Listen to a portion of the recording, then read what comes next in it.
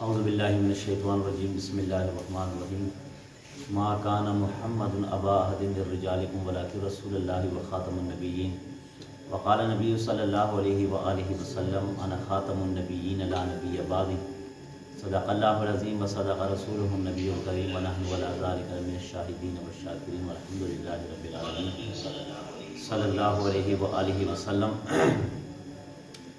قرآن مجید فرقان حمید میں اللہ رب العزت نے نبی پاک صلی اللہ علیہ وآلہ وسلم کے بارے میں فرمایا کہ میرا نبی آخری نبی ہے، اس کے بعد کوئی نبی نہیں ہے، اور سب سے زیادہ نبی پاک صلی اللہ علیہ وآلہ وسلم کے دور میں، اصحاب کے دور میں جس مسئلے پر زیادہ غور کیا گیا، زور دیا گیا، وہ ختم نبوت کا مسئلہ ہے۔ ختم نبوت اتنے اہمیت والا مسئلہ ہے کہ اگر اس میں تھوڑی بھی ہیر پھیر ہو جائے، اس میں تھوڑا شک و شبہ آ جائے تو انسان کا ایمان ضائع ہو جاتا ہے۔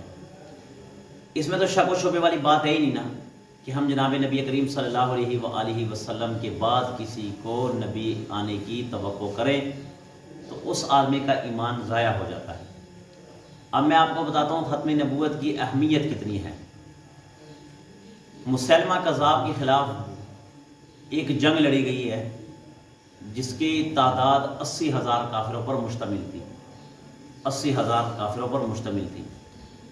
صحابہ کرام رضوان اللہ علیہ مجمعین ان کی تعداد ان کے مقابلے میں تھوڑی تھی، مگر اہمیت اس بات سے لگائیں کہ نبی پاک صلی اللہ علیہ وآلہ وسلم جن اصحاب کو غزوہ بدر میں لے کر گئے تھے، ٹوٹل 14 صحابی شہید ہوئے تھے، ٹوٹل 14 صحابی شہید ہوئے تھے۔ اور جب مسیلمہ کذاب کے خلاف جنگ لڑی گئی تھی اس میں 1200 اصحاب کرام رضوان اللہ علیہ مجمعین شہادت نوش فرما گئے تھے، اور 11 صحابی اس جنگ میں شہید کر دیے گئے تھے۔ مسیلمہ کذاب کے خلاف 11 صحابی شہید کر دیے گئے تھے۔ اب آپ اس سے اندازہ لگا لیں کہ اللہ کے رسول کے دور میں جو جنگ لڑی جا رہی ہے اس میں ٹوٹل 14 صحابی شہید ہوتے ہیں، اور حضرت ابوبکر صدیق رضی اللہ عنہ جو جنگ لڑوا رہے ہیں مسیلمہ کذاب کے خلاف، اس میں 1201 تعداد ہے، اور بدری صحابی جو ہے نا وہ 11 صحابی شہید ہو جاتے ہیں۔ یعنی کہ ختم نبوت کے بارے میں دنیا کو یہ پیغام دیا جا رہا ہے، آنے والی امت کو یہ پیغام دیا جا رہا ہے کہ آپ نے اس مسئلے کو معمولی مت لینا، اس کو کمزور مت سمجھنا۔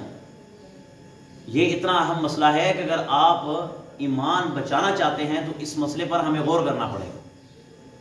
وہ مسئلہ یہ ہے کہ ہمیں بتانا پڑے گا اپنے بچوں کے عقیدے کے بارے میں۔ آج اس آیت کا سہارا لے کر، یہ جو آیت میں نے آپ کے سامنے پڑھی ہے، اس آیت کو قادیانی آپ کے سامنے رکھتے ہیں، اور وہ اس آیت کا سہارا لے کر آپ کو گمراہ کرتے ہیں۔ مگر بات یہ ہے کہ ہم علماء حضرات اور تفسیر پڑھنے والوں کے پاس نہیں بیٹھے ہوتے، جس کی وجہ سے اس آیت کا ترجمہ ہمیں سمجھ نہیں آتا۔ اب وہ کہتے ہیں ما کان محمد ابا احد من رجالکم ولکن رسول اللہ، کہ اللہ کے رسول تمہارے مردوں میں سے کسی کے باپ نہیں ہے۔ اب قرآن مجید کا بظاہر ترجمہ یہ ہے، تشریح الگ ہے۔ قادیانی کہتے دیکھو تمہارے مردوں میں سے کسی کا باپ قرآن مجید فرماتا ہے نہیں ہے، حالانکہ نبی پاک صلی اللہ علیہ وآلہ وسلم کی اولاد حضرت ابراہیم، حضرت عبداللہ، قاسم، یہ تو آپ صلی اللہ علیہ وسلم کی اولادیں تھیں، تو پھر قرآن مجید یہ کیوں کہتا ہے؟ قرآن مجید کی تشریح میں آپ جائیں گے تو قرآن مجید تشریح آپ کو سمجھائے گا کہ مرد اس کو کہتے ہیں جو بالغ ہو۔ یہ تو بچپن میں فوت ہو گئے تھے، جن کی عمریں تقریباً 1-2 سال تھی، یہ تو فوت ہو گئے۔ تو قرآن مجید کی آیت کی تشریح اور ہے، یہ کرتے اور ہے، جس کی وجہ سے نوجوان گمراہ ہو جاتے ہیں۔ اور ختم نبوت کے بارے میں اصحاب کرام رضوان اللہ علیہ مجمعین نے اپنی زندگی میں اعلان فرما دیا تھا کہ جو اس مسئلے میں چھیڑ چھاڑ کرے گا ہم ان کو نہیں چھوڑیں گے۔ مسیلمہ کذاب کو کتے کی موت نہیں مار دیا تھا۔ یہ جو صحابی تھے جنہوں نے حضرت حمزہ رضی اللہ عنہ کو شہید کیا تھا، اب حضرت وحشی رضی اللہ عنہ، ان کو ساری زندگی دکھ لگا اس بات کا۔ وہ دکھ اس بات کا تھا کہ اللہ کے نبی نے فرمایا کہ تمہاری توبہ قبول ہو سکتی، یہ توبہ کرنے کے لیے یا رسول اللہ کیا میری توبہ قبول ہو سکتی؟ اللہ کے نبی نے فرمایا آپ کی توبہ قبول ہو سکتی، مگر شرط ایک ہے کہ کبھی میری آنکھوں کے سامنے مت آنا، دائیں بیٹھ جانا، بائیں بیٹھ جانا، پیچھے بیٹھ جانا، مگر میری آنکھوں کے سامنے نہ آنا، یعنی کہ مجھ سے سلام دعا کے لیے آگے نہ آنا۔ کیونکہ جب آپ آگے آؤ گے نا تو مجھے اپنے چاچے کی جو محبت ہے، میرے چاچا مجھے یاد آ جاتے ہیں، تو یہ نہ ہو کہ میرے لب پر نبوت والی زبان پر آپ کے لیے بد دعا نکل آئے اور آپ کا ایمان ضائع ہو۔ تو ساری زندگی اس بات کا دکھ رہا۔ پورے واحد صحابیوں میں صرف ایک صحابی یہی تھے کہ جن کو کہا تھا کہ میرے سامنے نہیں آنا۔ دکھ رہا، ہمیشہ دکھ رہا، ہمیشہ رویا کرتے تھے، ہمیشہ رویا کرتے تھے۔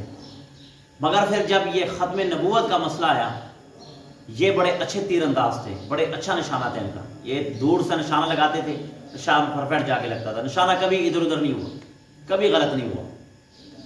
تو جب یہ اس جنگ میں گئے، جنگ یمامہ میں گئے، تو پھر انہوں نے وہاں پر اپنی تیر اندازی دکھائی، اور جب تیر اندازی دکھائی آپ نے بڑے جرمٹ میں، جو مسلمہ کذاب کافروں کے جرمٹ میں چھپا ہوا تھا اور پناہ لے رہا تھا، اس صحابی نے گاد لی اور گاد لگا کر تیر مارا، سیدھا جا کر اس کے حلق میں جا کے لگ گیا، جس کی وجہ سے وہ واصل جہنم ہو گیا۔